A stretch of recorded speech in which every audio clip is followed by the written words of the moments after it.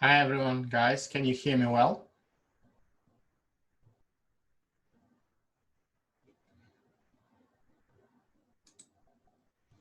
Yes. Okay, thank you guys. So we'll wait a few more minutes for more people to join. I welcome you all in UofT-58 computer organization class. In the interest of successful lecture, please try to keep yourself muted and only speak when it's needed. If you had a question, you can unmute yourself and ask a question. That's totally fine. Also, please use the chat. I will periodically look at the messages in the chat. So if you had a questions, type it in there, and I'll try to look there and ask and respond to your questions. So we had around 56 people. The class is around 100. So let's wait another 5 minutes. The usual, 10 minutes wait for everyone. In the meantime, if everyone has any general questions you want to ask right now, please feel free so and ask. Again, chat is fine.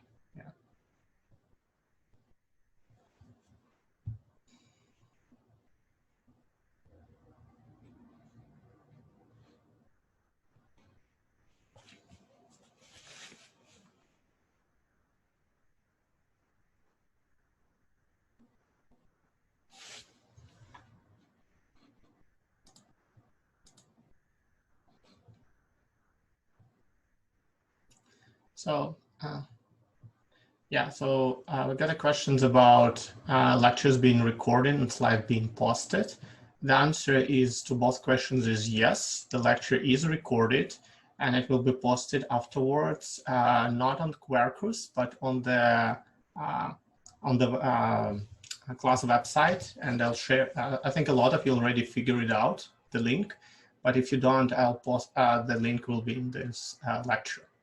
So both the lecture slides will be there, all the required reading, all the announcements will be there. We're also going to use Piazza, and I'm going to discuss all of that logistics in the class today, so no worries. So lectures will be recorded and slides will be posted.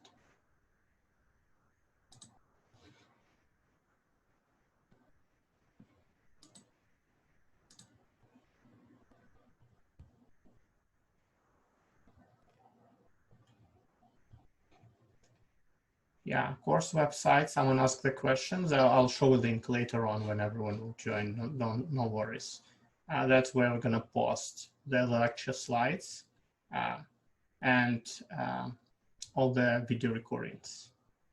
Another question is it mandatory to attend lectures? Will there be any assessments or participatory marks for attending? So there is no way for me to control that. I'm not trying to pretend I control the lecture attendance. It's highly encouraged, but not required. It won't directly affect your grades.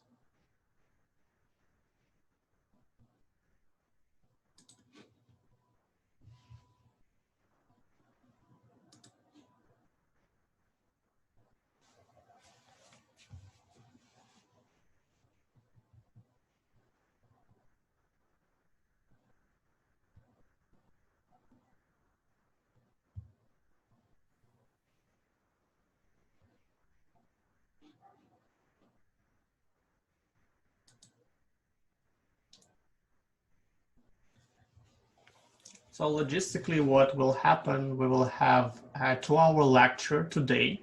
So we'll start at 11:10 roughly.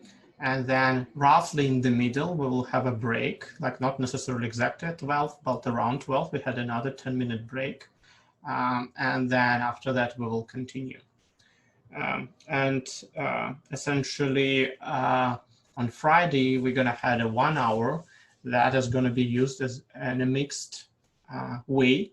So for most weeks, except for this week, we're going to have a quiz. The first 15 minutes will be a quiz. And then I will cover whatever was not fully covered in the 2 hours today if we're late on schedule.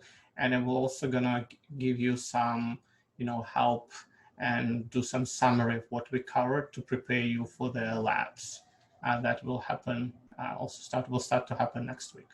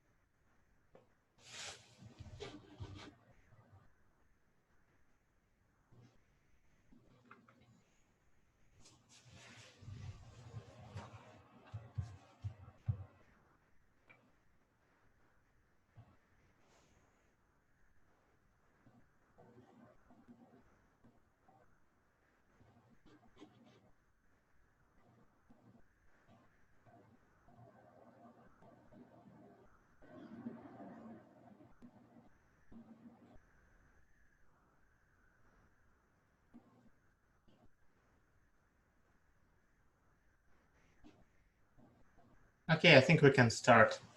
So first of all, I would like to welcome everyone in B58 Computer Organization class. I'm going to be your instructor. My name is Gennady Pichimenko, and we're going to learn a lot of interesting stuff in this course about how computers work. And I hope you're not going to ever think about computers the same way as you thought before after taking this class. So on the left-hand side, I'm showing one of the latest and greatest NVIDIA GPUs called Ampere. On the right-hand side, we had one of the latest Google chips called TPU that's used exclusively for machine learning. Okay, so let's start. For people that came late, as I said, if you had a question that's important to address and you can wait, it's okay, post it in chat. I will periodically stop and answer questions in the chat. Don't worry, all the logistics and everything else about the class will be covered in this lecture, so we know where to get the material, where to ask your questions and things like that. So everything will be covered. So this is week 1 of this class. Obviously, things are not as usual. Normally, I would greet you in person, but due to COVID, we all know we are forced to meet remotely. But that's not the reason for you not to get the best possible experience with this class. So me, as your instructor, will try to do everything possible for you to enjoy this class. Normally, we would also meet in my office, either in St. George or at Scarborough, but it's very unlikely that would happen this semester. So we need to be ready for everything being remote so far. So this is my email address if you had any urgent questions, although I strongly encourage you to post your questions on Piazza, and later on I'll show you the link to Piazza for this course. I try to register everyone based on your emails, but maybe someone was missed, so then you can add yourself manually based on the syllabus and everything. So I'm a research tenure track faculty in the University of Toronto in both downtown and Scarborough. I work at the intersection of computer architecture, systems, and applied machine learning. So if you're interested in what kind of work I do, you can always go to my website. So obviously, I'm not going to be alone. You're going to be assisted with TAs. And I guess a little bit of a difference from the usual way you get your TAs. Pretty much all your TAs are going to be graduate students. So all the students are doing research with me. So Bojan, Jonsi, Anand, and Mustafa. Some of you might know Mustafa. He just recently graduated from Scarborough, and he's starting to be my PhD students. So those are their emails, and some of them will be teaching your lab tutorials, depending on the schedule. Okay, so most of you figure out how to get to the lectures. Just in case, here is the link, right, to access the lectures. And that's the password for it. I also shared on Quercus the link that has password engraved to it. So I don't really like to enter password. It's easier just to click on it. For each practicals, we also had a separate Zoom link for instructors. So please attend your own lecture. That's your own practicals or tutorials. And that's the link for those, right? For Monday, Tuesday, and Thursday, according to the schedule. Okay. Okay. So this is the way to connect. Those are the links from the Zooms. Remember, the slides will be shared and the video will be shared, so you got access to everything. Also, I posted all these links on Quercus already, so there should be no surprises for you. And so I posted the links to Piazza as well. This is the best way to ask questions other than sending personal emails, because Piazza will be monitored by TAs and me. Okay, so what we're gonna cover today. So today I'm going to try to explain you why B58 exists, why it's important, and what you can benefit, how you can benefit from learning in this class. I will cover on what is inside the class in a certain level of detail, and obviously I'm going to cover how to do well in B58, so you can both learn a lot and can get high grade. So let's first take a look and why it's a good idea, I believe, is to take B58 for you. So, so why you're forced and why to take this class and why it's one of the key classes in the curriculum. So you don't really need UofT-58 or B58, which is equivalent class in downtown, if you're just a casual technology user. You can still drive a car even if you don't understand how the engine works. It's totally legitimate, right? But we don't think that computer science majors are just a casual technology users. So technology is driven by their good understanding of the basic science, and understanding how computers works is a big part of it. You can't really write programs efficiently without a very decent understanding how the hardware operates. And that is essentially something that you're going to learn in this class. So what is, from a very high level, what is this unique thing you're going to learn in this class? So we're going to start from the very, very bottom. We're going to go to the materials, to chemistry and physics, to silicon. I guess a lot of you've heard the terms that used for chips, call them silicon. So we're going to start with silicon and explain how we convert that material into something called hardware, how we build chips out of those raw materials. It's not a physics class. We're not going to spend too much time on it, but you're going to understand from the very bottom on where exactly we are coming from, why certain materials are used, and how this chip operates. This is the material covered in this class. So you would know why hardware is built in a certain way and try and even design the prototype of your own hardware. So we're going to learn a lot of this magic in this class, and that magic would be prepare for future steps. So the next big class in your curriculum is our operating system C69 class. So to understand how operating system are written, you need to have a good understanding of the hardware, and that knowing those low-level details would understand why sometimes certain things are fast or slow, right? So your next big step is going to be operating system, and keep moving on the stack. You can take different paths, but one class I'm teaching, for example, D70 on optimizing compilers. And this is something that is in a huge demand by industry right now. Everyone's trying to optimize their code to run on modern accelerators. And this is why compilers are critical. So this is something that's needed. And essentially these classes, B58 and C69, are the prerequisite for D70 to go and understand the systems really well. So this is the magic we're going to learn in each of this course. More specifically in this class, you would understand how I can express ones and zeros using a piece of material like a silicon, how those information is stored in the hardware. How does the computer do everything with just ones and zeros? So we not only store ones and zeros, we're able to manipulate and do sophisticated math, video processing. How the computer does all of that, that's going to be covered in this class. You would understand what's stored in those executable files that you run to play your games, and what exactly happens when I double click on that file.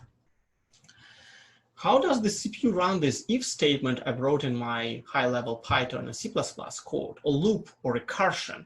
How does the physical medium actually execute these logical statements? Because logically, whatever you learned so far in the algorithm class look more like math rather than the real hardware. So how does that algorithmical concepts run on existing hardware? That's something we're going to cover in this class. So all these answers you're going to get in B58. So I believe that after taking this class, you know everything about how a computer is physically built, and you can even build something of your own if you really want. So you would have all the basic knowledge to understand how to build it from the raw materials. With your hardware knowledge, you will be able to engineer the performance of your software like never before. So even though you're probably not going to build your own computer, that's a lot of time and engineering resource, but you're going to be writing software no matter which area of CS you're going to pick. And this class would let you understand it much better and try to write efficient code much better. And I'm going to cite one of the Turing laureate winners, Alan Kay, here. People who are really serious about software should make their own hardware. That was said back in 80s, 70s even, but it's still a valid statement today. And as you can see, a lot of top companies like Google and Amazon, not just NVIDIA or Intel, are building their own hardware, even software companies. Okay, any questions so far? So I don't see anything in the chat. Okay, if there is no questions, let's move on and talk in more details what we're going to be exactly there. So we're going to build the architecture of computer level by level, bottom to top. So we start with something called transistors. I really hope everyone heard about them. I doubt that a lot of you understand well how transistors work. So that's something we're going to cover today. Then from transistor, we go to gates. From gates, we go to circuits.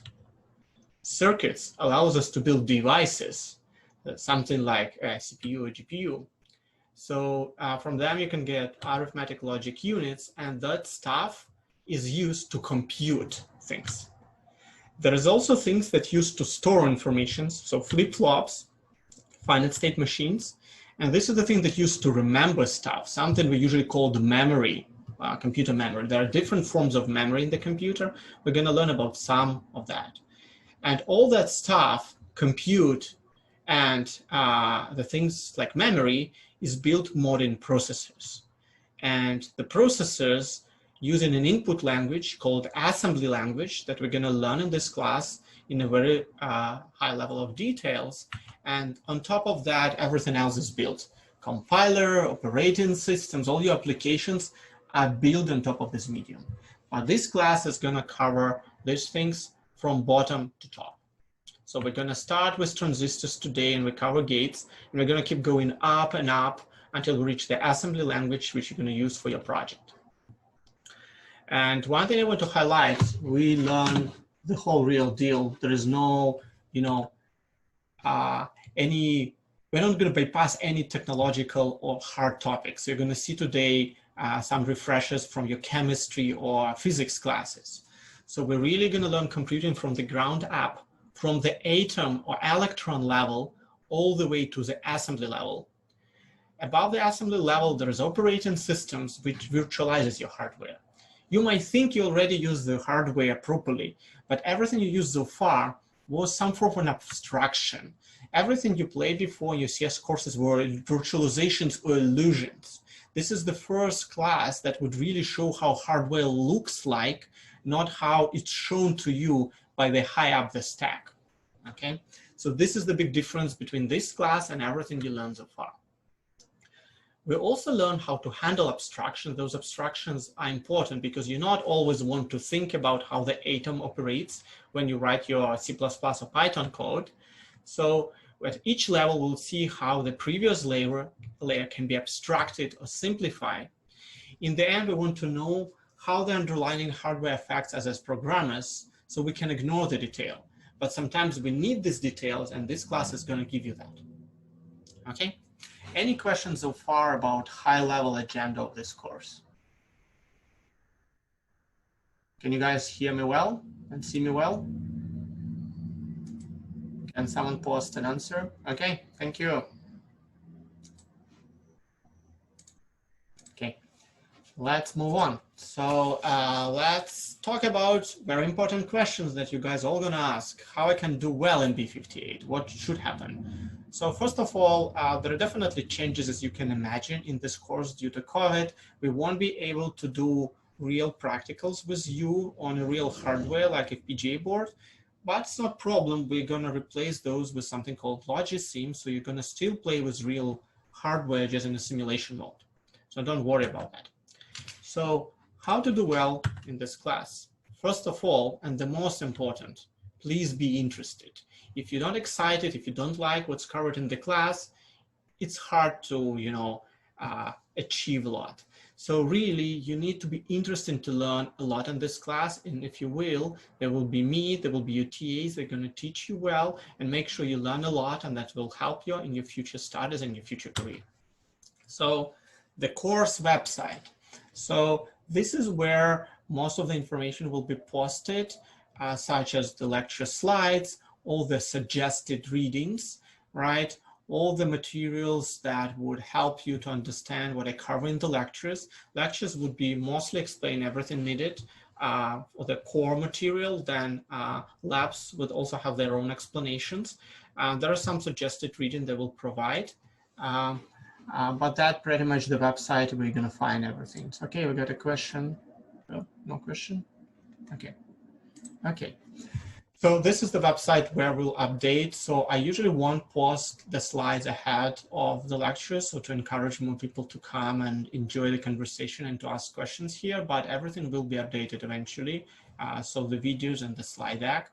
We will figure out how exactly to post the videos. I expect the videos can be quite large after 2 hours, but we'll figure out, we're probably gonna post them for people that are not in North America, say maybe in China where there's a firewall, and they cannot use YouTube, we're gonna put them on some media share that's used by the department. I will also plan for convenience, post some of these lectures on YouTube channel. So you can just go and conveniently go through all the lectures in one place instead of going to the website all the time. Okay, I think there was a question in chat. Yeah, that someone posted the link. Yeah. So this is where all the information will be gradually updated. It has some basic information already that I'm going to cover today as well. Okay. So all course materials will be there. Obviously, the question is always how we're going to be graded. So we got a lot of freedom because of, again, of the situation with COVID about how we will be graded. So it's going to be very differently graded than this class normally graded. Usually it's very heavy towards midterm and exam. But to be honest, I had this challenge when I felt like if I'm going to get it all graded, but midterm and exam, there is no way to make a proper exam right now, really, other than take-home exams. I didn't see any good platform that would allow us to do a fair evaluation of your abilities. So what I decided to do, I pushed way more grades toward labs. So you're going to have 10 weeks of labs. Every week, you're going to have some deadline for labs, starting with more easy labs that would require maybe a few hours to implement, to the ones that will require way more work. So overall, each lab is going to be about 5% of your grade for a total of 50%. Also, we're going to have small quizzes. The quizzes is not about to grill you. It's more about making sure you keep reading the material. So each quiz would roughly be about 1% of your grade, to a total of 10%. And we want quizzes will be on Friday, but not this Friday because we're just starting, right? So usually it's going to be the first 15 minutes of each Friday lecture. You're also going to get a big assignment on the assembly language. We will figure out the deadline for that, but that's going to be towards the end of your course, probably the last day of the class, of the pre-last days of your class. And that's going to be 15% of your grade. And we're also going to have a final exam that's going to be a take-home. You cannot skip it. You must take it, even though it's 25%. So theoretically, you could have skipped it, but we don't allow that. You need to take the exam. It will be take-home. We're going to post the details later on. You must need to get at least 40% in your take-home exam. Okay. Any questions about marking scheme in this class? I'm going to cover labs and quizzes later on in more details. This is just high level where your grades goes. As you can see, labs has a big value in this class, so you should really do well in this class. Okay, so labs will start from week 2, which is essentially starting from next week. It will be a hands-on exercise in which you build real pieces of hardware.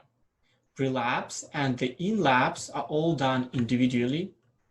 You only should go to the lab section that you're registered on Acorn. If you want to switch lab section, you need to find someone who is willing to switch or get permission from me. So okay, we got a question here. Let's see.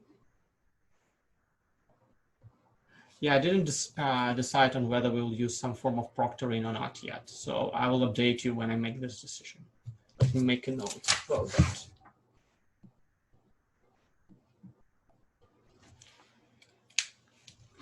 Okay, so the main thing about labs is that the TA is essentially gonna, no matter how you write your code, that will be tested, but that's quick. The main thing really would be for you to demonstrate how you design your code, and you would need to explain it. So remember, So copy pasting the code from anyone was going to give you any good because you won't be really understand the design of things. Okay, so I'll get another questions. Let's see. What take home means? What it really means is going to be a time during the exam period in which we're going to say, here is your exam questions. You can now have certain number of hours, let's say 6 or 8 or 10, we'll decide the exact logistic, and then you can go and work at home. So it's not going to be proctored or monitored in any form, because I honestly don't believe any of the existing proctoring tools can really safely evaluate against any form of cheating. So I just give you essentially the ability to do whatever you can with these problems, right, on your own. Does it make sense? Okay.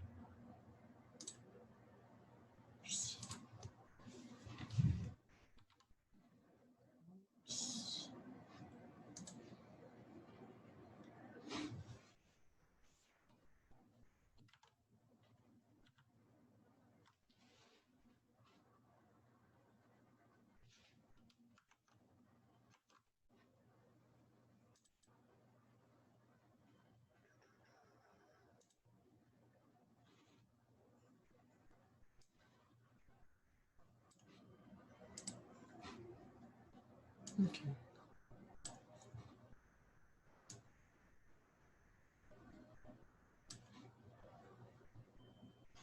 Sorry, trying to move it out of my way.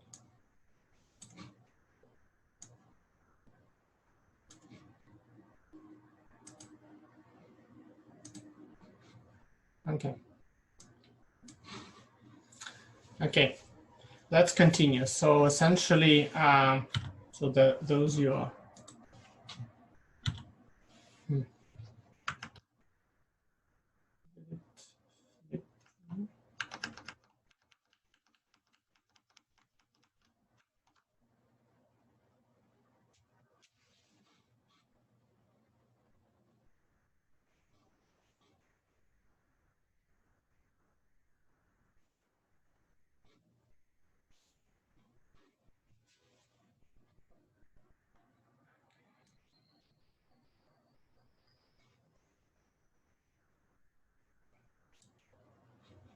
Okay.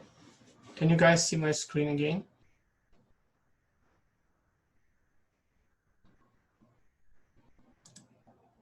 Sorry, there's some problem with Zoom. Okay, let's go back.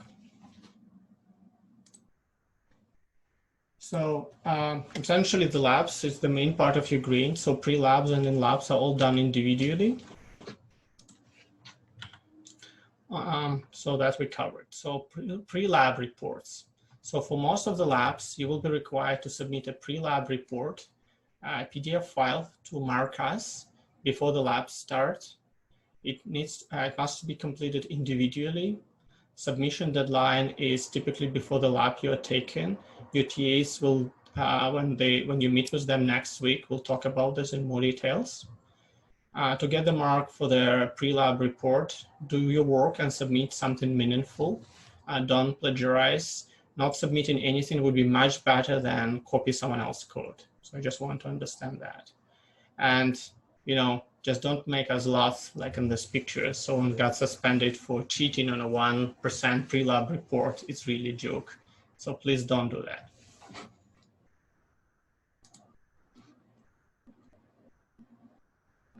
So you will start with a simulator called LogiC that essentially would allow you to build everything from the transistors top to bottom. So you'll be able to build your logical units and or not, and then add the basic logic step by step. So you weren't really going to tape it out because that's a very expensive process, but you will be able to prototype and make sure it really works as if you actually build it.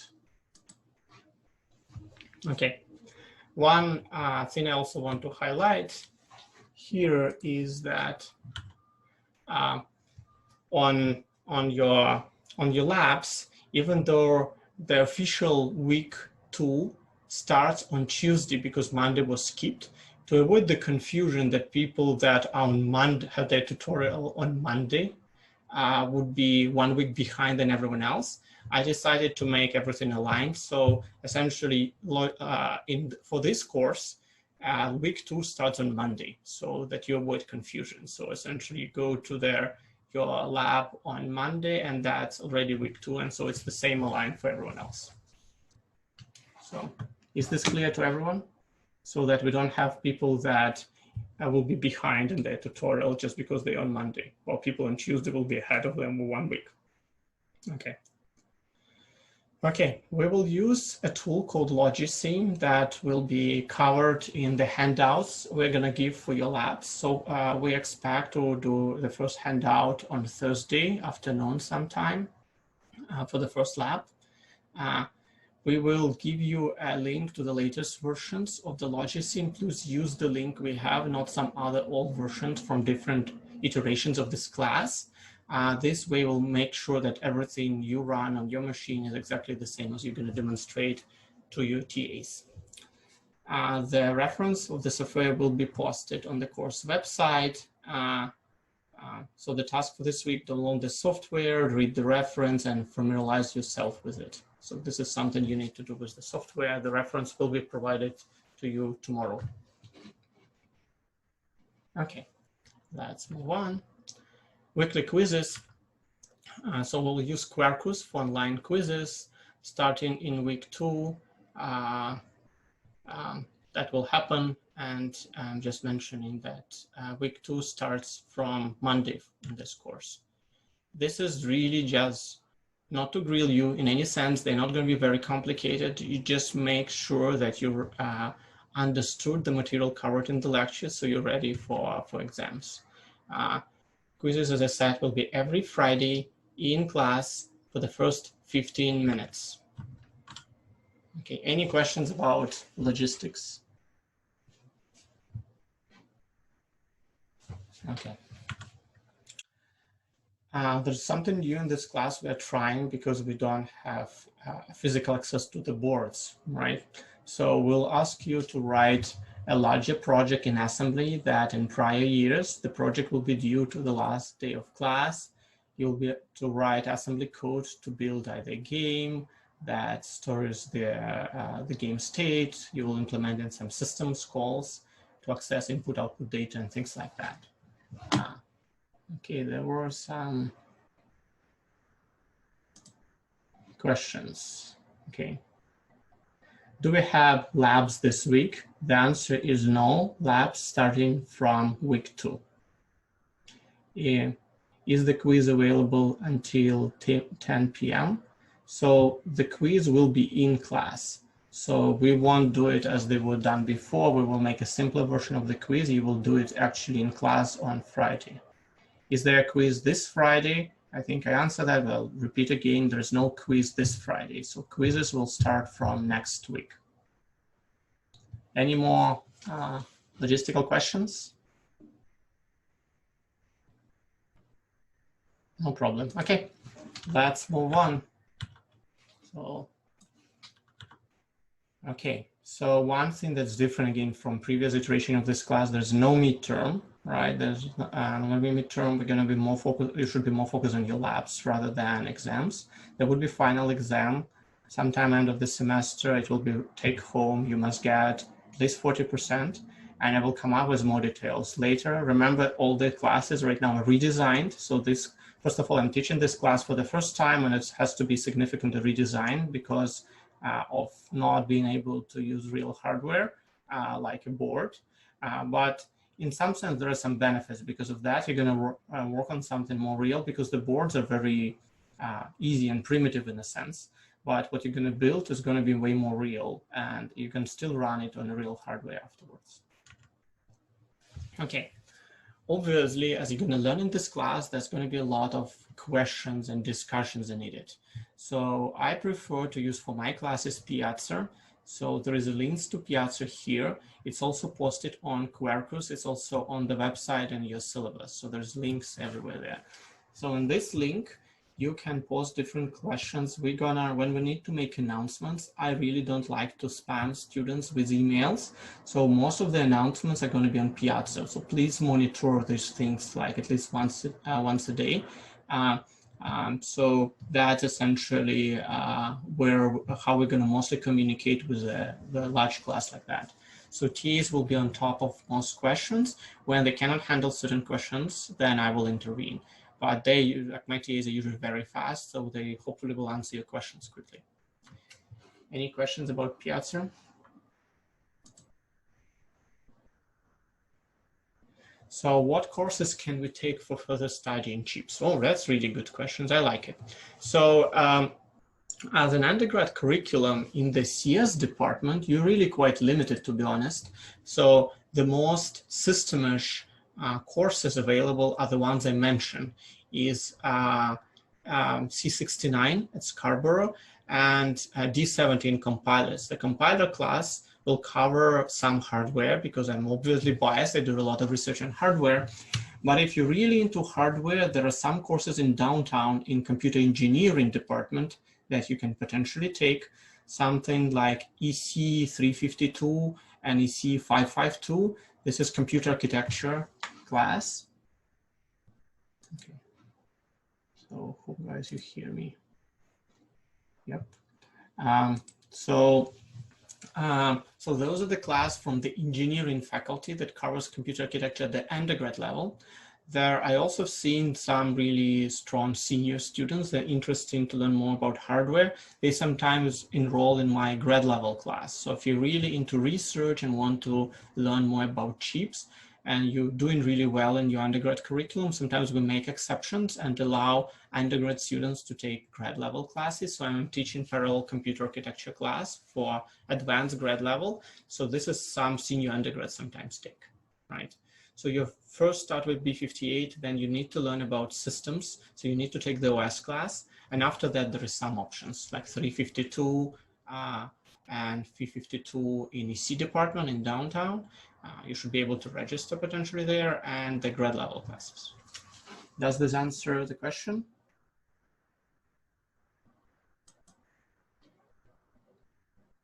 Okay, thank you.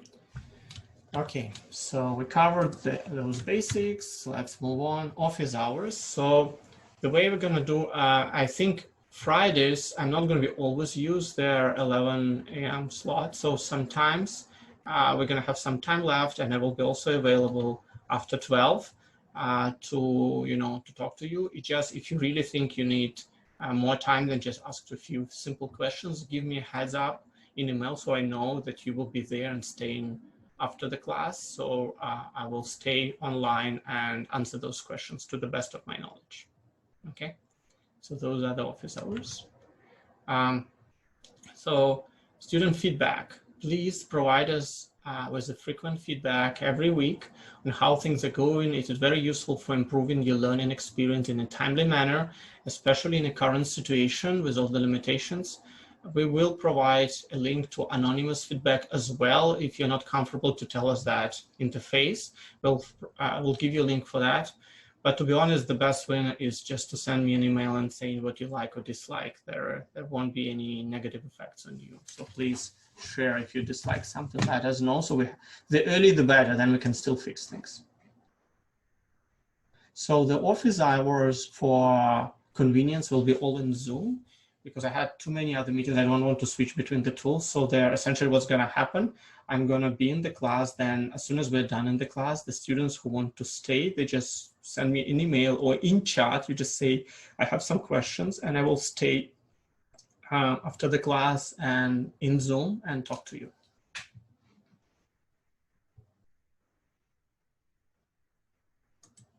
Okay. Okay, one more question. So the readings we will post on the website. We will post the slides there and some recommended readings from the textbook. I'll talk about that.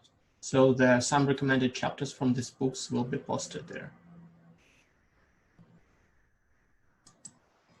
Let me make a note.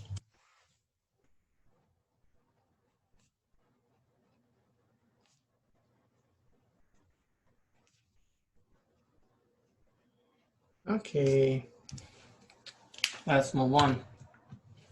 Oh, more questions?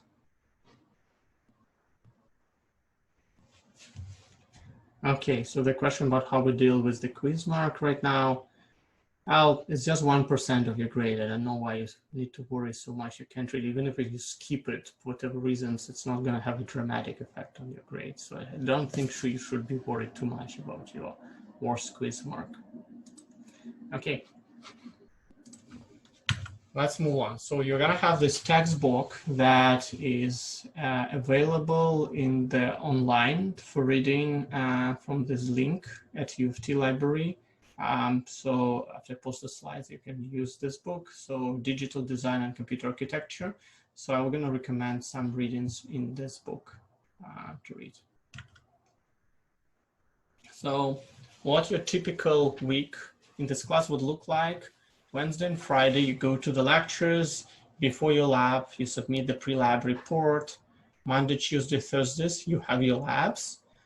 Thursdays or Friday morning, at the latest, we will post the next week's lab handout release.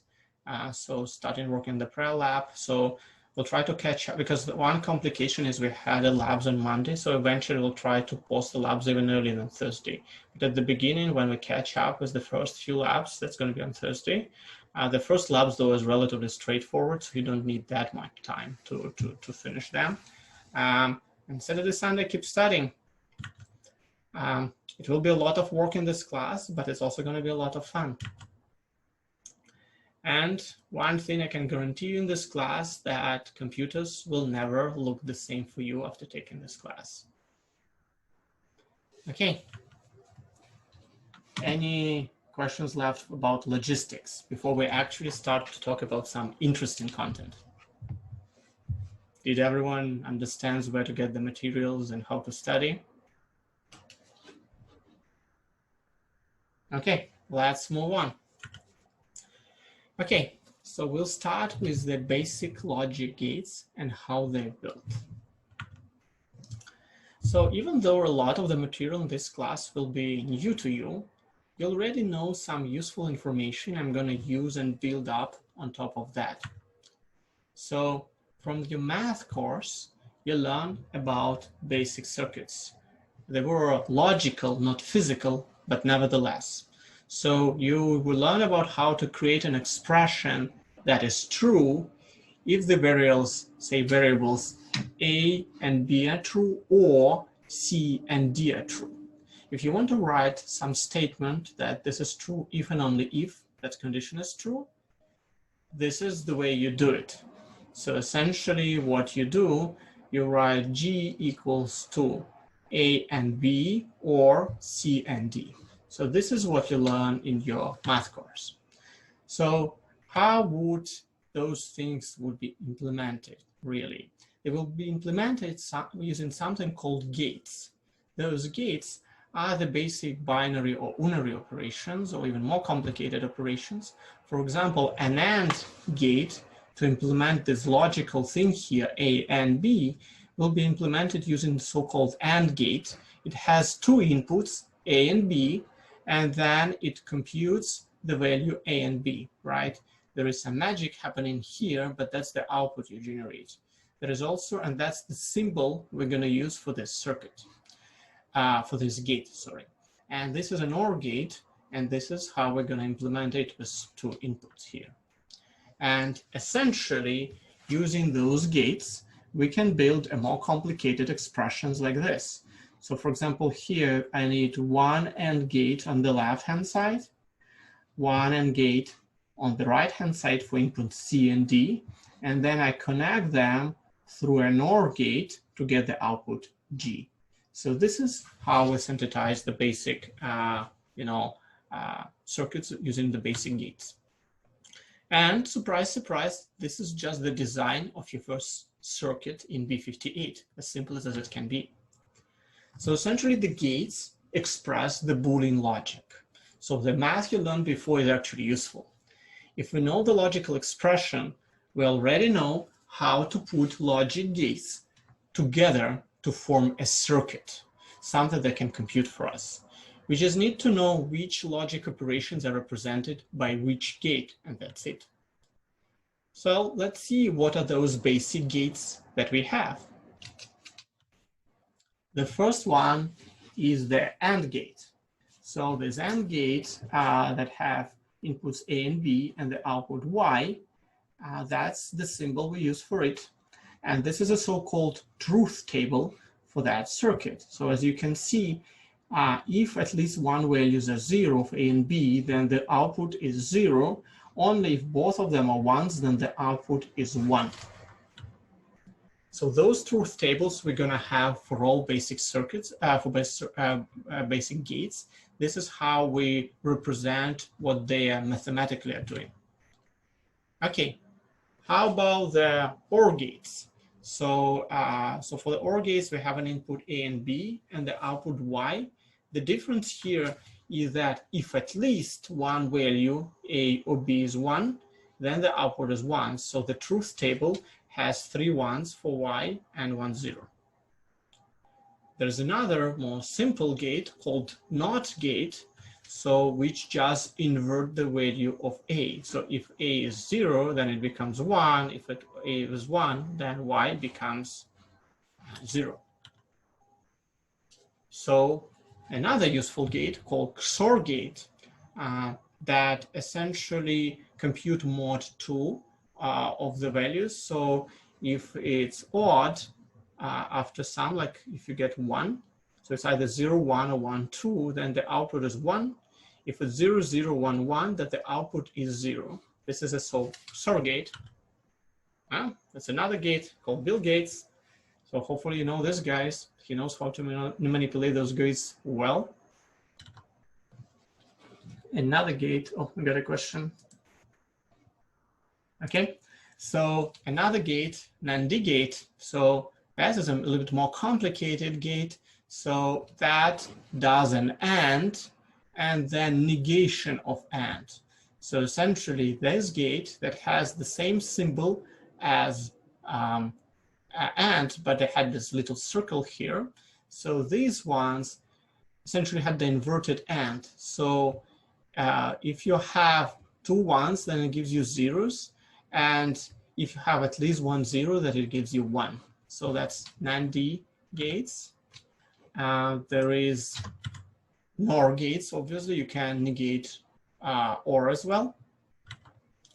And there is something called buffer, and that just stores the value as it is.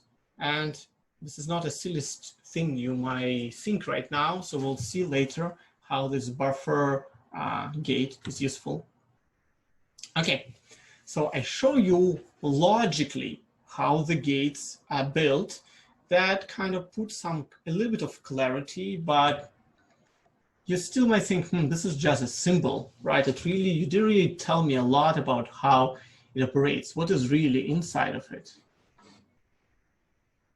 Okay, we got some questions. Okay, so the question is, wouldn't then NAND can be just comprised of a combination and not? The answer, it could, but you can build as from the efficiency perspective, it might be just better to build it as one unit. It might be more efficient than build it out of 2 gates, just using one specialized gate. We'll talk about the efficiency later. So what is it considered a fundamental gate? So that's a very good question. It comes back to discrete math. At the end of this lecture, I'm going to mention that. So essentially, there is such a thing as a complete logic. So that means that all logical Boolean operators can be represented using that. So there is a special theory behind it that shows that there are certain gates, and I'll show you one that is actually can be used to represent everything else. It's the minimal needed, and mathematically that's really cool. In practice, though, they still want to use different gates because that's more efficient. Usually, if you had and not or and not, that's enough to represent all other Boolean gates. Okay, but the main thing about it, not the logic, because you learned this in in your math course, how does it really work physically? When I say these two things take two inputs and generate me one output, how does it implement it physically in real hardware? So the thing is, this thing is implemented using a circuit, right? And we would go to some, low-level electricity today. So essentially, at a very high level, what we had a voltage, ground voltage 0 at the bottom, and we have a power supply that allows us to increase the voltage to some level, say from 0 to 5 volts, and then there is a resistor on the other end. And essentially, we have these switches here, which is our inputs A and B. And you can think about these guys as a turn off on switches for the lights, that same thing. So depending on the value, they can be on or off. So the best way to think about it from, from the electrical scheme perspective, this is a AB, switch here that allows you to press a button, kind of just not physically, but just using electricity, a voltage. And if both A and B had enough voltage on them, then this circuit is connected, and then the charge goes to Y.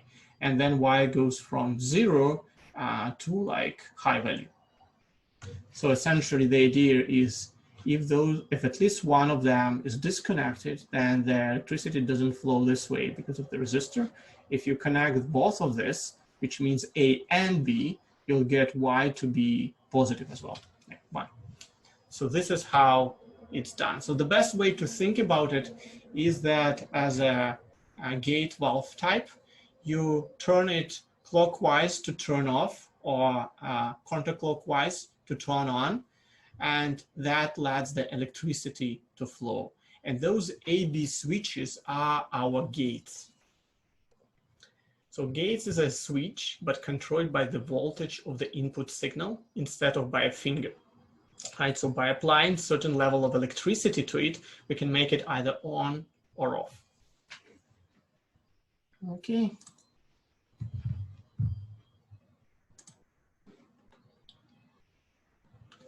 Well, we're going to talk about how the electricity flows. So this is something you kind of learn in high school. I'm going to cover the electricity for you today again. It flows in a particular direction from which electron can flow, but if not unobstructed and you have wires, it can flow, it always flows like water from a high potential to low potential. But I'm going to cover that in a lot of details, don't worry, if you don't remember that. So gate A is switched on when the signal A is of high voltage, right? When and only when both A and B have high voltage, Y has high voltage. So this is what I want you to understand at this point. So essentially, this is how we build gates out of those simple units. And then we can make essentially an agreement. We say that 1 or true means high voltage and low voltage means 0 or false. And that allows us to build the basic gates, right? So essentially this gate here represents A and B gate that we discussed before.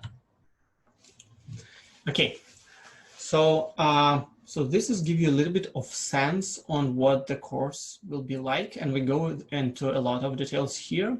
So B58 has elements that are similar to other courses and is very different in significant ways. Unlike other software courses, this course is not about creating programs and algorithms, but rather devices and machines. So it's very important to grasp this concept early in this course. So for example, we need to understand what certain terms means in the context of hardware other than the abstraction that software provides. For example, if you think about the Control-Alt-Del type of operation, so what you can think about it is the truth table will be like that. If all of them are connected, if all of them are ones, only then you're going to get a restart circuit, right? Otherwise, it's all zeros. This is how you can build a circuit for a Control-Alt-Del. Okay. Okay, so gate is a switch on, and when a signal A is of a high voltage. That's what I just told you. But does it really explain you everything? Why it works like that? How physically that's implemented? That's something we're gonna look right now, and we're gonna look at how the gate look like. So the answers to these questions and how those gates are implemented are the transistors, something that was invented in the 20th century, and one of the biggest inventories, in my opinion, in 20th century, that obviously was awarded by a Nobel Prize. And this is something we're gonna cover after a 10 minutes break. So if you had any questions, please ask right now.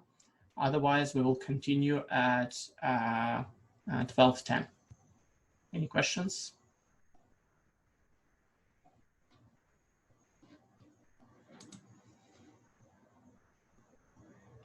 Yes, you will get access to the slides after the class. I will post them.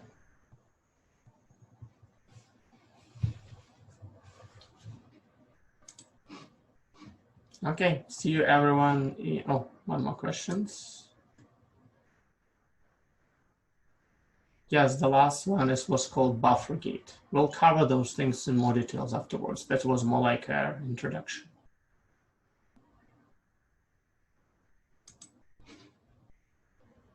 Okay, see you in 10 minutes.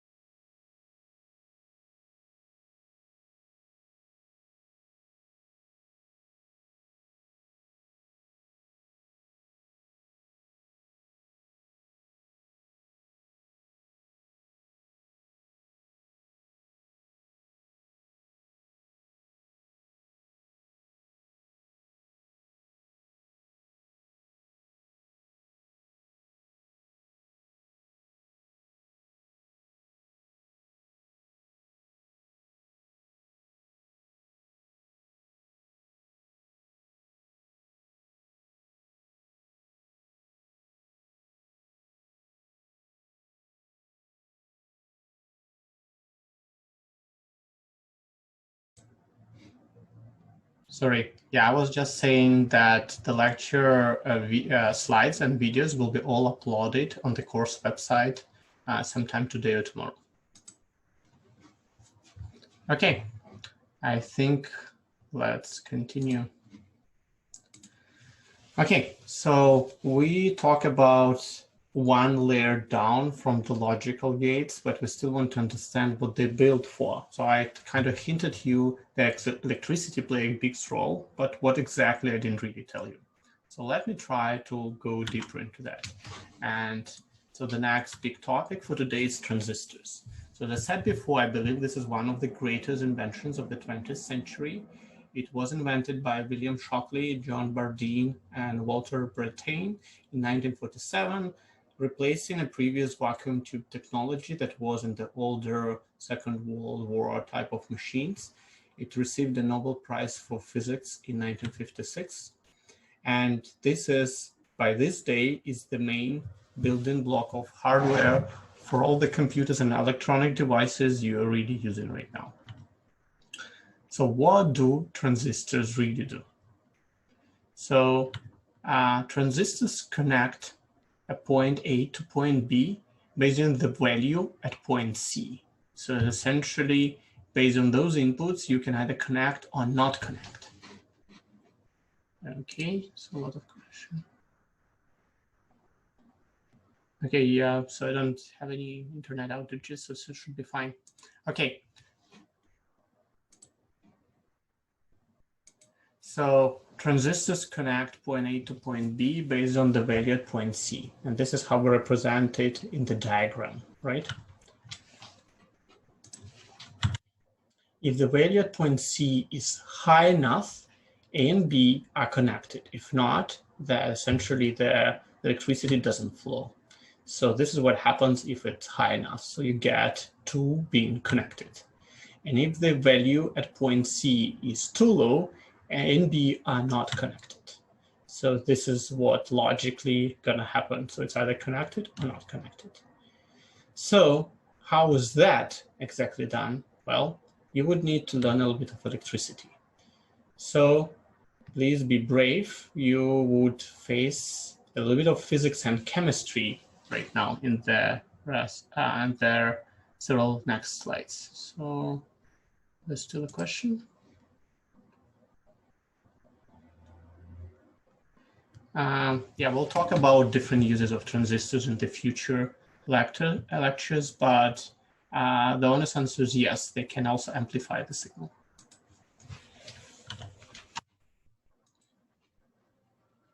Okay, any more questions? Okay.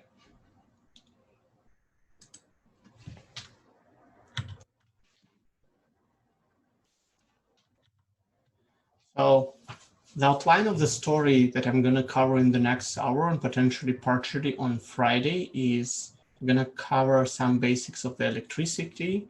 We're going to cover insulators, conductors, and what is in between, which is semiconductors.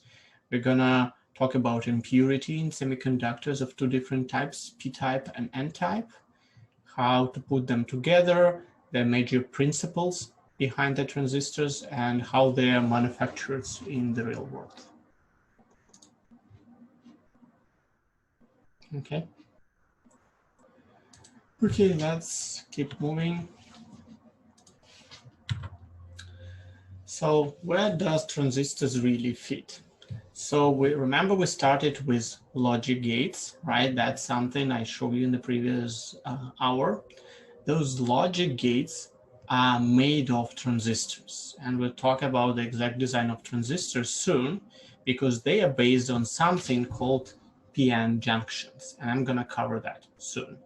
Those p-n junctions are made of semiconductors, and that semiconductors really depend on the electricity. So this is the chain that brings you from electricity to the logic gates. I know some pieces here are still mumbo jumbo for you here, but in the next hour, I'm going to cover some of it. So we're going to cover some basic electricity right now, only the minimum you need in understanding the underlying mechanisms. Okay, So to understand that, we need to go back all the way to the chemistry. So if you remember that everything is made of atoms. Atoms consist of the nucleus that has protons. This is this big blue circles here that has a plus sign on that. They're really big, they're hardly to move, and they're positively charged, right?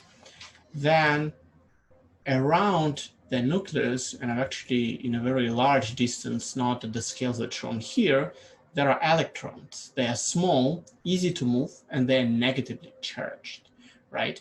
And this is an example of a carbon atom here that has 6 electrons in it.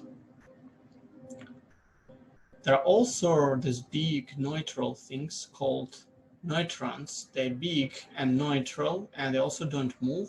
They help the stability of the nucleus, right? The sizes here are definitely not at scale. The electrons are like orders and orders of magnitude smaller than the protons, but the charge of 1 plus versus 1 minus is actually equal in terms of charge. Okay, any questions? I hope you guys still remember that from high school. So that's where it all starts. So overall, a proper atom is neutral, right? So what is electricity and how is it related to an atom structure? So electricity is the flow of charged particles. Usually those charged particles are electrons. There are some exceptions, but usually it is electrons through a material. So how the electrons can flow, right? Well, they flow more or less like a water, right? So what really happens, and the best way to think about electrons is electrons try to flow from regions where there's a high electric potential, where there are a lot of electrons, to the place where there is a low electrical potential, there's a few electrons. This is exactly like water flows from a high level to the low level, right? So this is more or less the same way. And I'll show you a lot of the abstraction that are very similar to how the water flows. The potential at which your electricity is located at this point of time, or like a water level, if you want to think about it this way, is called voltage, and it's defined with the letter V. The rate, a speed at which the flow can go is called current, and it's defined by a letter I. And there is a resistance. This is how narrow is your pipe, is essentially how quickly the water can go through the pipe. So if you take the voltage and divide by resistance, this is how fast you can fly. The resistance or resistor is something that limits the speeds of the electricity flow. So someone asked that before, in which direction it flies. The direction of the current is opposite to the direction of the electron movement, because electrons are negatively charged. So what's the best way to think about electricity? Is thinking about this water reservoir that is pictured on the right. So electrons in this reservoir are flowing from the top, right, where there's a high potential, to the bottom through this pipe, right? And this water flies here to the ground. Voltage is that the elevation of this potential. So high you up, how high is the reservoir? This is your potential, how far you can fall to the ground. The current is the rate at which the water flows. It's like the width of this pipe. So if it's a very narrow pipe, the water can only flow at that speed. So the relation between voltage and current is really voltage divided by current is the resistance. So this is how fast you can move through here, right? So the resistance really defines that. So this is a very simple equations from something you would normally study at high school if you take your physics class there, but it's really not that complicated. It's very similar to the water analogy. So any questions about that? Because most of what electricity we're going to cover today is going to be based on this simple analogy, right? Okay, no questions? Okay, let's move on then. There's one note about the current. Even though the current is caused by the electrons flowing through a material, the convention is to measure the current as the movement of positive charges. So essentially, long time ago, before people even understand how the atoms is created, because that was actually only discovered in the 20th century, people already manipulate with electricity for like 200 years. So someone defined that the charge is plus and minus, and said that the charge flows in the positive direction. Protons don't actually move, but people didn't know that the protons exist back then. So really that electrons that are moving from point A to point B. And the result, when the electron moves, that B becomes more negative and A becomes more positive. So this is why people abstractly think that the positive direction is possible to flow. Scientists historically view current in terms of this creation of positive charge. So if you're going to read some of their textbooks, you're going to keep telling you that the direction is in this positive direction.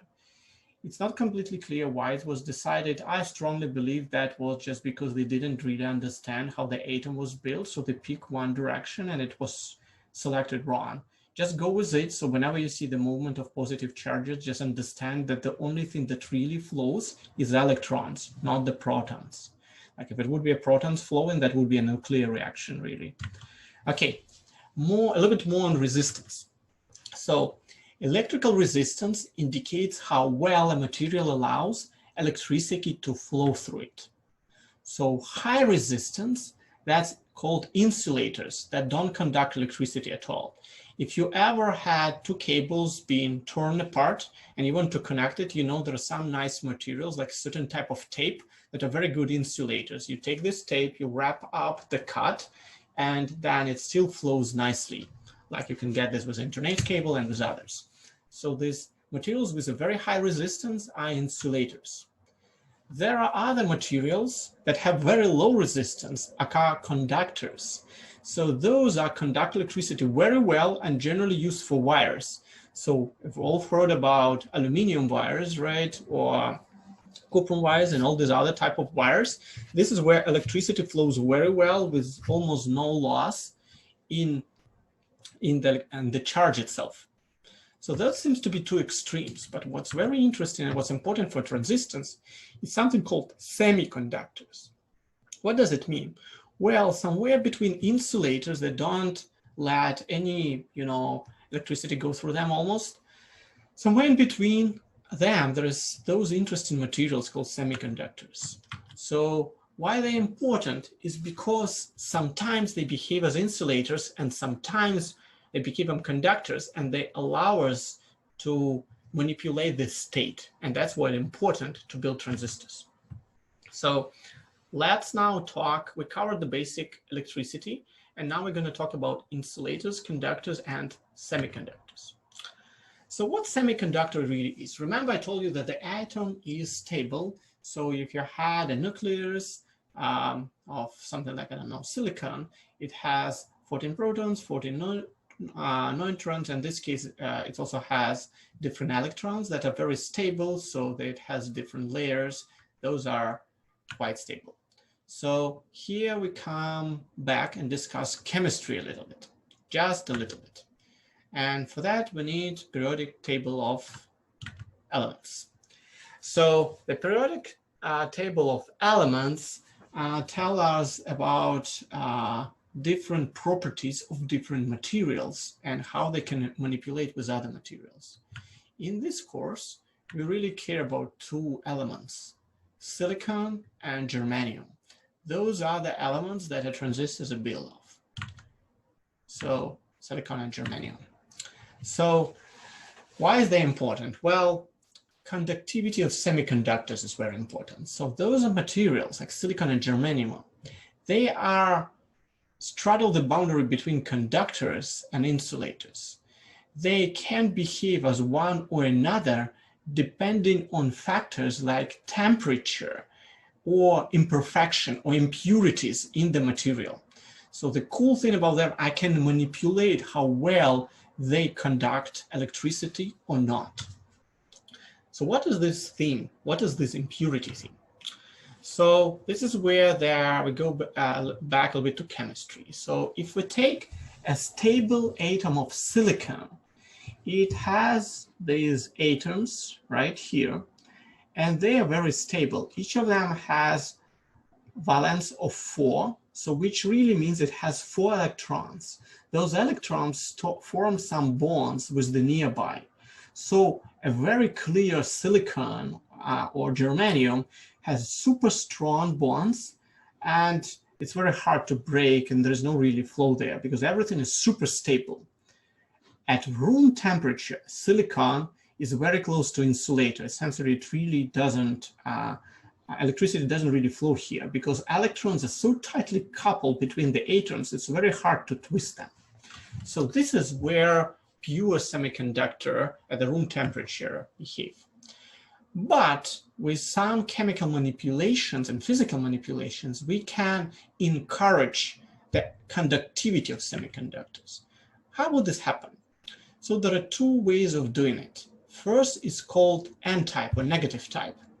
So instead of these stable silicon ones that had a valence of 4, we try to add another atom, for example, phosphorus, right here in the crystalline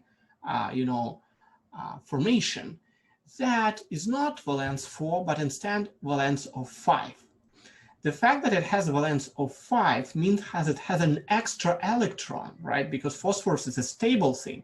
If it has a valence of 5, it means it has an extra electron there. What does it mean? It means I get some extra electron here flowing around, right? This is an extra electron. And that would create an interesting stuff. In a similar spirit, you can add another atom instead of phosphorus, something called boron, that instead of valence 4, as silicon has a valence of 3. That gonna create a so-called hole. Because it only had a valence of 3, it's gonna really attract an extra electron because otherwise it's not stable. It really needs an extra element to compensate that the boron has only a valence of 3. So it creates a missing electron, a virtual missing electron, also known as hole. It's like a positive electron in a sense, although it doesn't exist. It creates this attraction, right? So this is called a p-type conductivity or positive type conductivity. So you see the impurity is the fact that we take one element of silicon and replace it with something else. Okay, how we can actually encourage conductivity? The extra electrons and the holes, they can potentially charge and form a charge carriers, which can move freely through the materials. So this way, we encourage the conductivity. And this process of adding stuff is not surprisingly called doping, right, of N or P type. So essentially, if we inject the elements in the pure material, that removes this balance and allows to creation of positive of negative charge, we can enforce a stable atom or stable formation to become less stable. So how would you think about the movement of electrons? The best way to think of electrons is that, when there is a rain and you get these drops, right? This is how the electron moves, right? They really flow in a certain direction. The free holes move more like bubbles of air in the water, right? They just attracted by the gravity. Okay, so I covered with you what the p-type, n-type imperfections are and impurity. So now let's see how we can use that to build a transistor, because that is just a physical or chemical property of the materials, but how we can use to make something useful, a transistor. Well, the way to go it is that we want to bring P and N type together. So what happens if you brought some p-type material, like the silicon that has some boron in it, with some n-type material that has some phosphorus in it? So let's look at this graph. So what it has is 2 type materials. And in the top you had n-type, where some n-type where some silicon atoms you see replaced with phosphorus that's shown as letter P here. Silicon doesn't really matter here, it's yellow, so that don't distract you, but P matters. So because they're negatively, you get a small minuses here. Those are free electrons of phosphorus. On the bottom, you had a material of p-type that has some boron in it, and that creates some holes. Well, what if we bring these two pieces of materials really close to each other? The electrons at the surface of the n-type material started to drawn by the holes in the p-type. So this electron here that is close to the surface is now drawn here. And others that are nearby starts to be attracted as well as the gravity, right?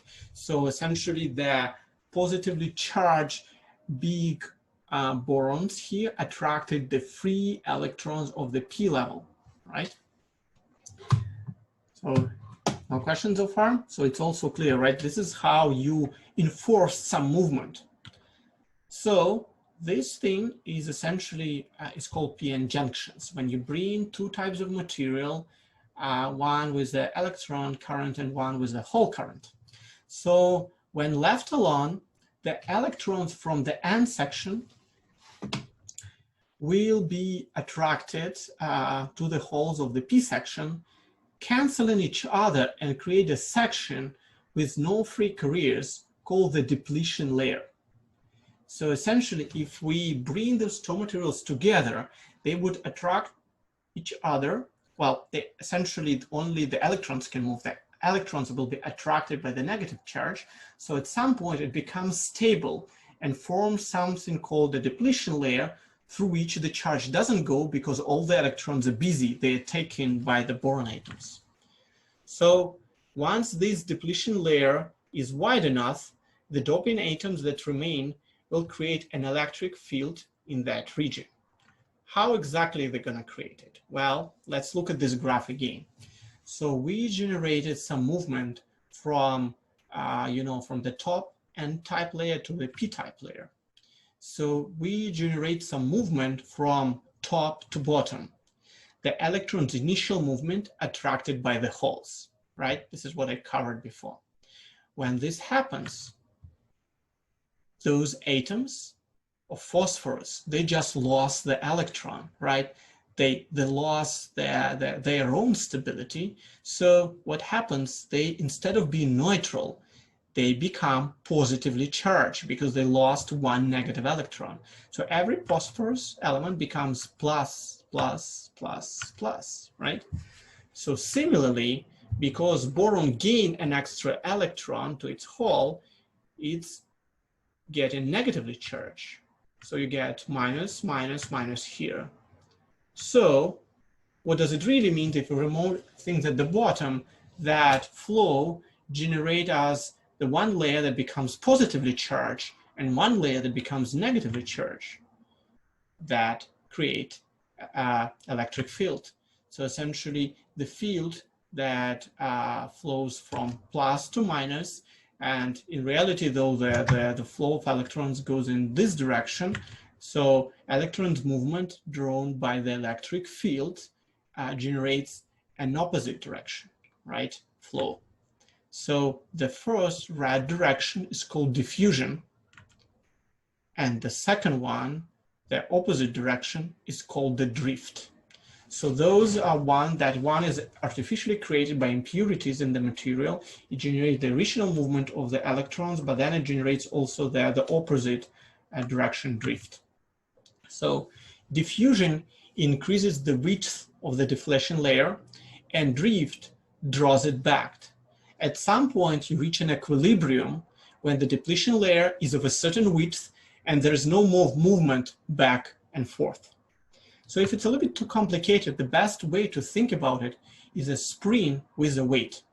Whenever I relax my hand and let the weight bring the spring down, this is the diffusion. It's attracted by the gravity, the hole, and it moves down.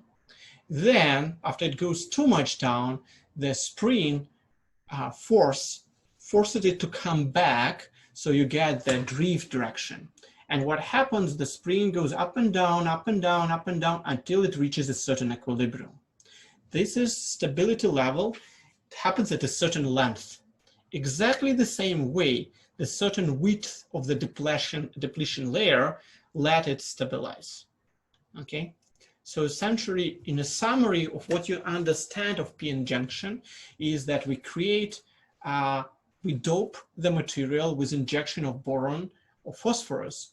When we bring up those two doped materials, they form a depletion layer with electric field in it, which grows to a certain level, and then equilibrium is reached and it becomes stable. So this is what p-n junction is. It's a useful building block, but it doesn't really, as you see, doesn't let us build anything yet. It's just a very good medium that has this depletion layer that can move up and down, similar to a spring. But by itself, it doesn't generate anything because it becomes stable. Okay. So any questions about p-n junction so far? Am I too fast or too slow? Okay. No one posted anything in chat, so okay, let's see. Okay.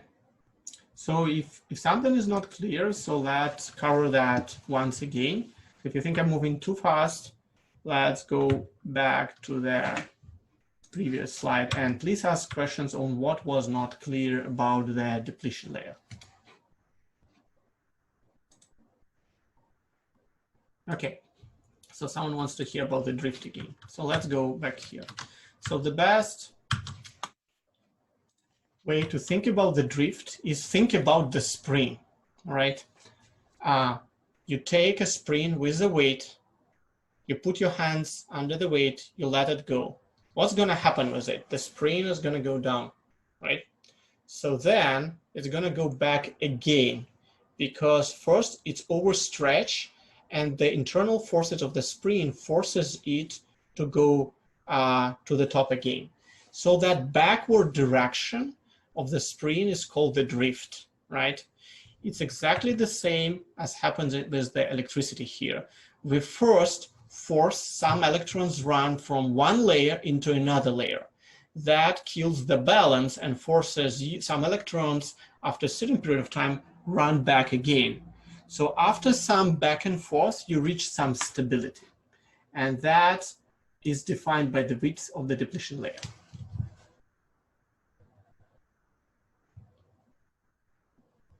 So the width of their, essentially of the layer is proportional to the impurity and type of material, right? So, but the only thing you really need to understand is that at some point there is a balance.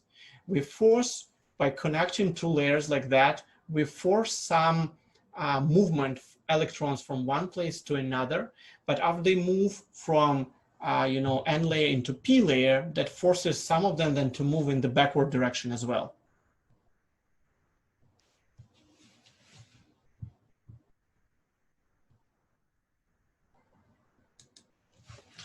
So the holes don't really move, that what moves is the electron. So let's show this again. So if you look here,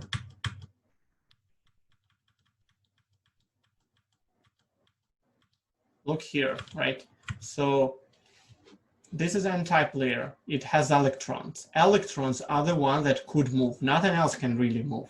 So what happens when you make them close to each other, out of a sudden, this hole starts to attract these electrons, right? So they kind of jump from here into these holes. When this happens, you had a flow of electrons from the N layer to P layer, right? Because they lost electrons. And as these atoms lost electron, instead of being zero, neutral, they becomes +1, right? So they can become plus. And things at the bottom becomes minus because they gain electron. This creates, from a neutral system, it's created a system that becomes positively and negatively charged. Similarly to the spring, that starts to generate some backward movement from minus to plus. And that is called the drift. So the first direction is called diffusion because we force the diffusion of the electrons, and the second one is the drift that compensate for the original diffusion. And after going back and forth, at some point it stabilizes.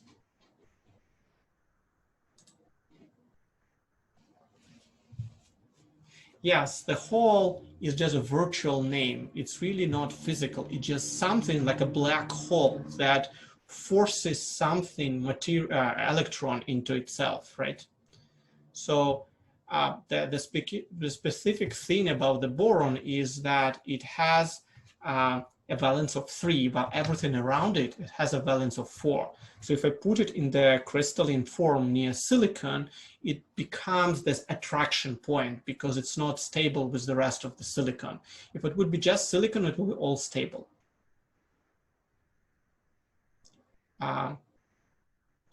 Originally, all the materials are not charged. So for the charge, so someone asked, N-type and P-type not charged initially.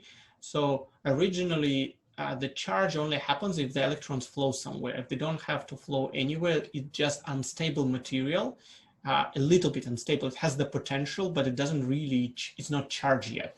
To get charged, you need to lose electrons or gain electrons. So the electric field comes when you got one layer to be positive and one becomes negative.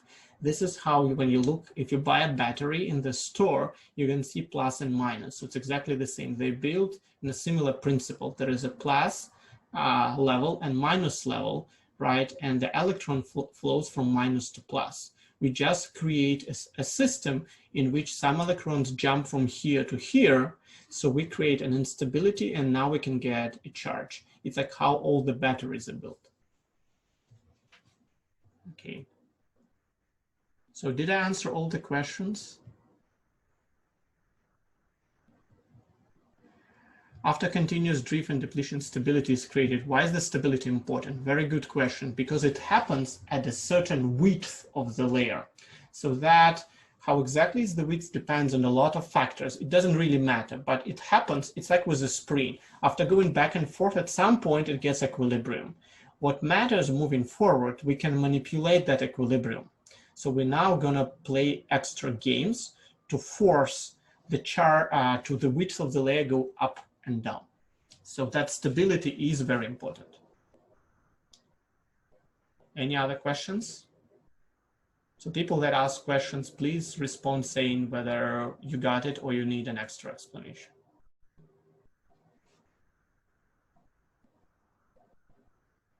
Yes, I was just stopped by the questions. We will get into why width is important. I just first explain you that the certain width is reached, and then you will see why the width is important soon.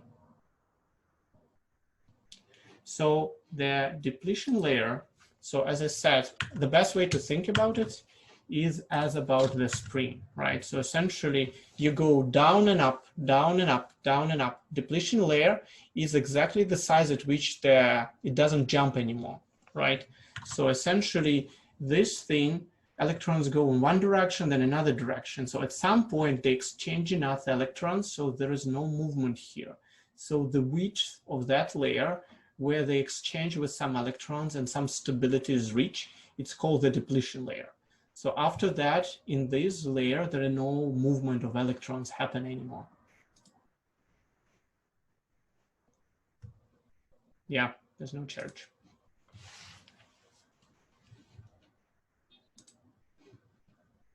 Okay. Okay, so this is what is a summary of the p-n junction. This, as I said, by itself doesn't make us a transistor yet, but it creates as it's like a stone from which I can build, it's like a piece of brick from which I can build a house. So this is a building block with which we can manipulate, because you see it's sensitive to what we can apply to it. So let's see what I'm going to do with this. And the next things we're going to do, we're going to apply a voltage to this junction. So that junction, as you've seen, it's like a spring, right? It finally reaches its stability. It's an equilibrium. But because of the way it's built, you touch it, push it up or try to bring the spring down, and it's going to jump again. That's what we're going to use. It's an equilibrium, but very unstable equilibrium. So if you apply some electric, charge to it, it becomes unstable. So essentially, there are two possible options to affect the p-in junction. It's a positive voltage applied to the p side or the positive voltage applied to the n side. So just to remind everyone, remember, this is a p side, this is n side, and I explained you before how they're built. So this has a plus and this has a minus.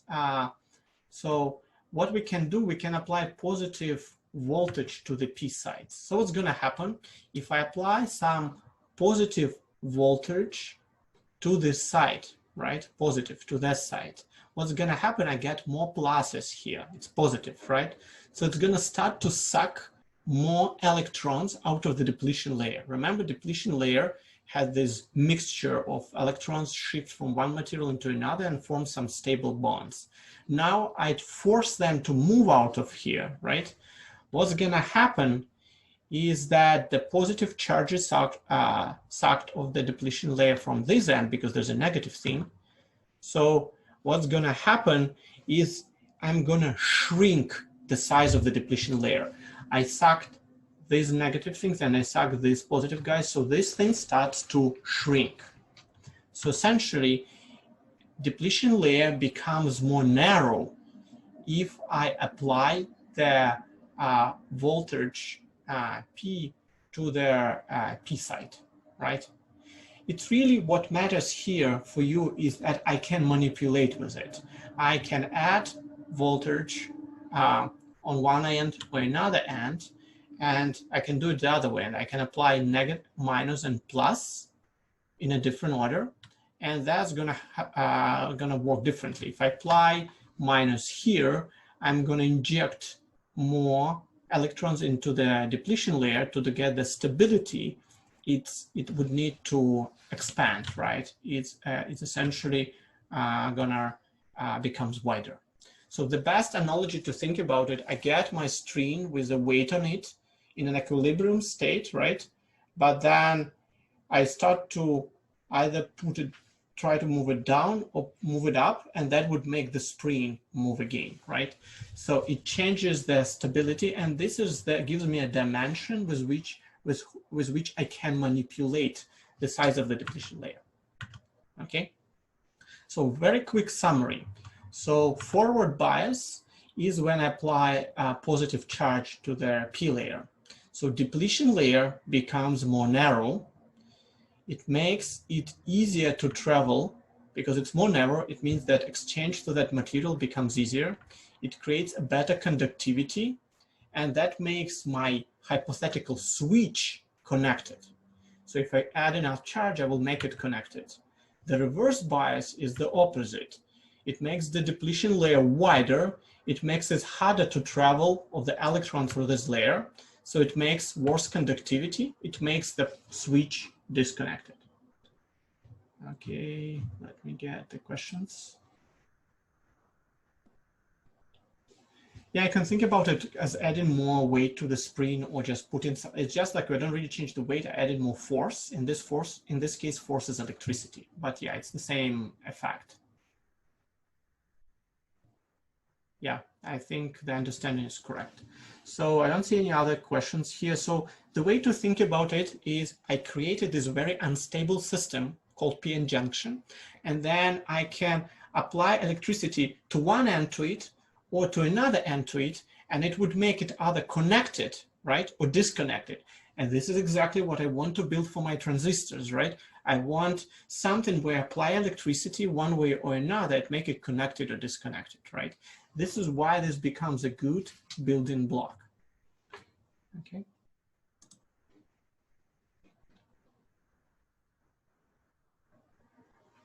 Yeah, you can think about this way. It's just like the best way for me to think is just instead of you're done really adding a weight, you're just more like putting an extra force, and this force you can think about your hand or an extra weight. Yeah.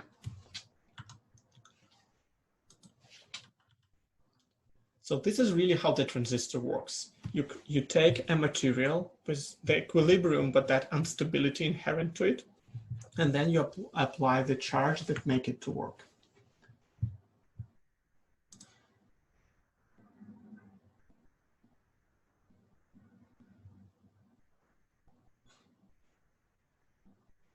Okay, so yeah, so okay, let's move on. So those are just repetition of the previous questions. So I'll leave it to the end. So I just still want to show you how some real stuff is built with that. So we covered the PN junction. We covered how the material is built off. At the end of the day, someone needs to go and manufacture that for you to use in your cell phones and your computers, right? Transistors essentially use those characteristics of the PN junctions to create more interesting behavior. There are several different ways of that. We're not going to require you to remember because they becomes quite complicated, but the main principle I described to you is really attributed to this PN junction. So the main type of transistors used right now is called metal oxide semiconductor field effect transistor, and a short name for it is MOSFET. Those are the main type of transistors used pretty much everywhere right now. There were some other types of transistors people built. So just very briefly, how they're built. So remember, there is this gate that we're trying to build. There is a source and a drain. And the best way to think about it is, again, as a valve that I can turn on or off, right? Depending on how much I let the things go through this gate. And essentially this is a more complicated figure now, but essentially the way we built, we had a p-type substrate, positive, right? Remember this P and N, and source and drain are N charge, and there is a depletion layer formed here, right? We are now going to add an extra material here, a metal and an oxide, to manipulate the charge between source and the drain. This is the very, very basic idea on what's going on, right? Any questions?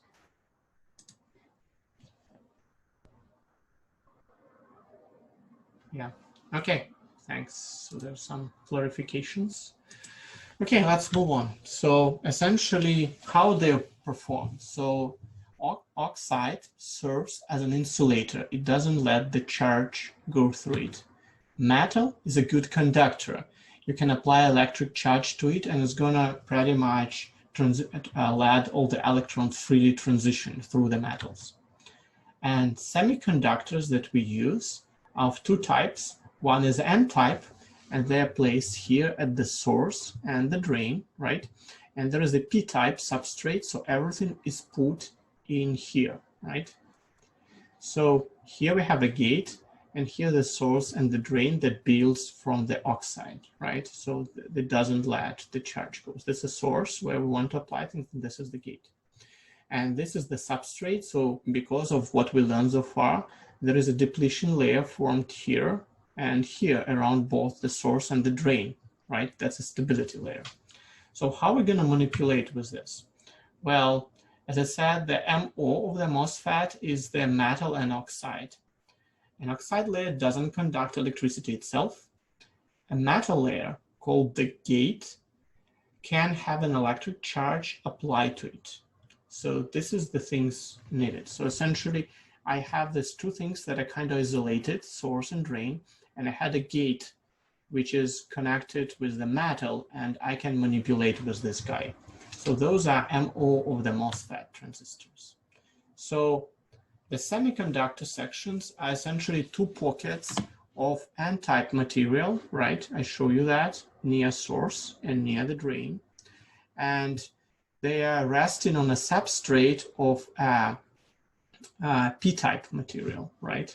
So this is what it is, okay? And voltage is applied across the two N-type sections called the drain and the source. So I can apply voltage here, right, to the source and here. This is, you see, isolated, and this is the gate. So briefly speaking, I have a figure like that. There is this P here, there are two N's here, and this is a source and the drain. Okay, so what happens is we can apply now a voltage to this NPN system. So instead of NP junction, we had two N's and one P. And what we want is we connect these two pieces and apply a charge, right? So here there's a negative charge and here's a positive charge, plus, minus. So that's what we can do to the both ends of it. And what's gonna create here is gonna create here, remember N and P, because I applied P here, is gonna create a reverse bias that we just discussed. And that is gonna make your depletion layer wider, right? That's what the reverse bias does. It makes the depletion layer wider. So what's gonna happen if you apply it in the other direction, you're gonna make this depletion layer wider, right? So essentially the manipulations allow us to enforce the movement of electrons between the two N layers. So we can, if the distance is properly calibrated by manipulating the certain amount of charge, we can make the connection between two N layer and they make the ability to let the positive charge build up in the metal layer, which attracts layer of negatively charged surface of the p-type material, right? So what I want you to remember at the end is that essentially if you play this game, right, then you can get essentially an extra gate metal layer used on top of the oxide layer, and you can connect these two things as well. So by playing this tricky game, you can make positive charge in the metal and a lot of negative flow of electrons between the two N layers. This is because of the creative way we connected things, right, with the electricity applied to both ends. And that creates a channel between the two N type materials. So you see, originally they were isolated by the P layer, right? There was no flow of electrons between them. By adding electricity and adding oxide and metal layer, I can create a charge between these two N layers.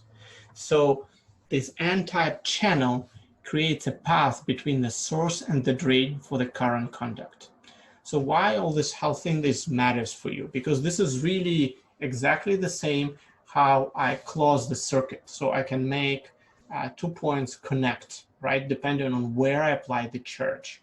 So it allows me to use this, I wouldn't call it too simple, it took people many years to invent, but this type of trick to create a unit called transistor that, depending on how you apply electricity to different source and drain ends of it, you can either close it and make the electron flows to it or don't flow to it, right? So this is where I want to stop right now, not to overthrow with too many details. I don't really want to understand you all different types of transistors. So this is just one scheme that allows it to work. I want you to understand that there is underlying physics underneath it, and we really go pretty much to the bottom of it. We look at how exactly the electron flows, how the impurity of the materials are created, and how we can build a basic blocks that allow us to connect or disconnect essentially the channels using the transistors. Using these building blocks, like gates like that, I can build pretty much every logical thing that we covered before, and NOR, 9D, and all other gates. And this is something we're going to cover in more details on Friday. Any questions right now?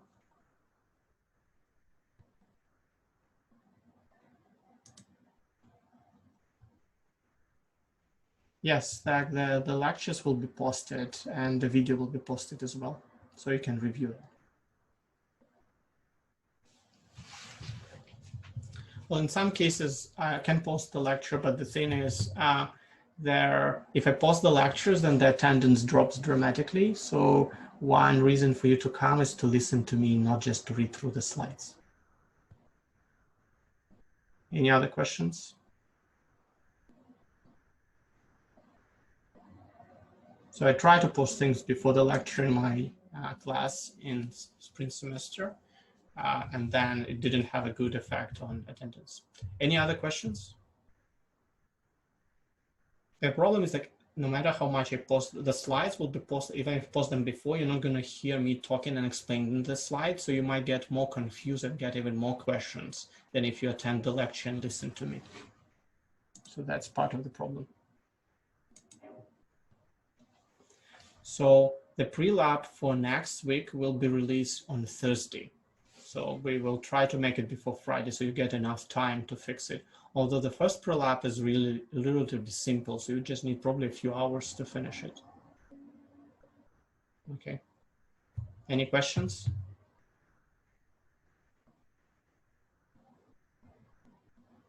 Depletion letter matters here because as we make it wider, we make the communication possible. If it won't, extend, we won't be able to create a channel. Okay, any other questions?